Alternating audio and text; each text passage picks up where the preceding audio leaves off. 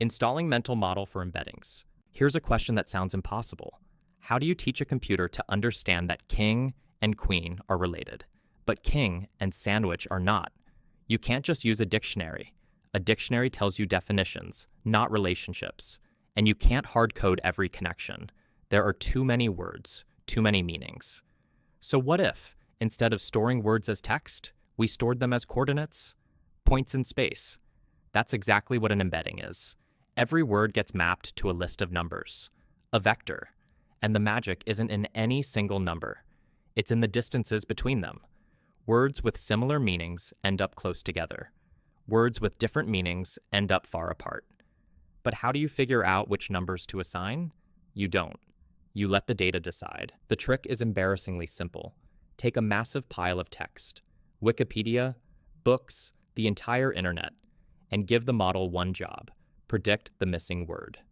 The cat sat on the blank. What goes there? Mat, floor, rug? The model guesses, checks the real answer, and adjusts its numbers. Do this billions of times, and something remarkable happens. The model doesn't just memorize answers, it discovers structure. Words that appear in similar contexts get pushed toward similar coordinates. Dog and puppy keep showing up near the same words, so their vectors drift together. Dog and airplane almost never share context, so they drift apart. No one programs these relationships. They emerge, automatically, from patterns in raw text. This is called distributional semantics. You shall know a word by the company it keeps. Now here's where it gets wild. These vectors don't just cluster by similarity. They encode relationships as directions.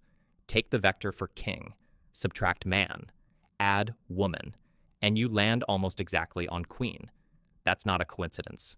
The direction from man to woman captures the concept of gender, and that same direction works everywhere. Uncle to aunt, boy to girl, he to she. The embedding space has turned an abstract concept into geometry.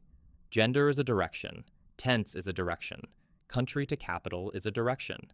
And these aren't just 2 or 3 dimensions. Real embeddings use hundreds, 768 dimensions, 1,500 dimensions. Each one captures some subtle feature of meaning that humans never explicitly defined. We can't visualize 768 dimensions, but the math works the same. Distance equals similarity. Direction equals relationship. And that's enough to power almost everything in modern AI. So what do you actually do with these vectors? Search, not keyword search, meaning search. You type how to fix a slow website. Traditional search looks for those exact words, but embedding search converts your query into a vector, then finds the closest vectors in the database. It might return a document about optimizing page load performance, even though it shares 0 words with your query. Same meaning, different words. That's the power. This is how RAG works. Retrieval Augmented Generation. You embed your documents, embed your question, find the nearest matches, and feed them to the language model.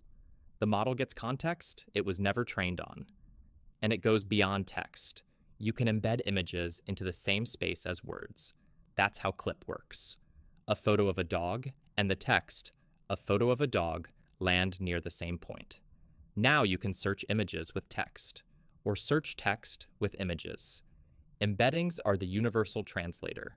They turn anything, words, images, audio, code, into coordinates in a shared space where distance means similarity. Every modern AI system, from ChatGPT to Google Search to Spotify recommendations, runs on embeddings. They're the invisible geometry underneath intelligence. Cognitive architecture updated.